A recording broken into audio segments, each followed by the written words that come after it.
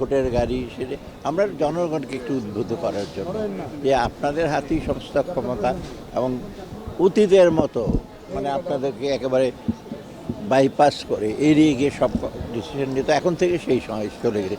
বাংলাদেশে কিন্তু অনিয়মিত সম্ভাবনা আছে, এটা আপনারা নিজেরাও জানেন। অনেক রকম বাধা বিপদে যে স্টেজে আসছে মোটামুটি সন্তোষজনক, আরও এগিয়ে যেতে পারতাম। অতএব এখানে সিরাজগঞ্জে যেহেতু 12ই ফেব্রুয়ারি সবচেয়ে বড় একটা আমাদের সুষ্ঠু নির্বাচন, বড় ইম্পর্টেন্ট জিনিস গভর্নেন্স বিষয়ের জন্য এবং ডেমোক্রেসির জন্য। আর গণভোটের ব্যাপার হলো সবসময় লক্ষ্য করছি কিছু সংস্কার দরকার। আমরা কিছুটা শুরু করেছি, শেষ করতে পারিনি। আমরা যেগুলি শুরু করেছি জনগণের ভালোর জন্য। আমরা আশা করি ভবিষ্যতে যে গভর্নমেন্টটি আসবে তার এইগুলিকে জন্য, এটা তো ওয়ান অফ না একবারে শেষ করে দিলাম, এটা যেন এগিয়ে নিয়ে যায়, সাথে সাথে তাদেরও ব্যাপার এগুলো করবে।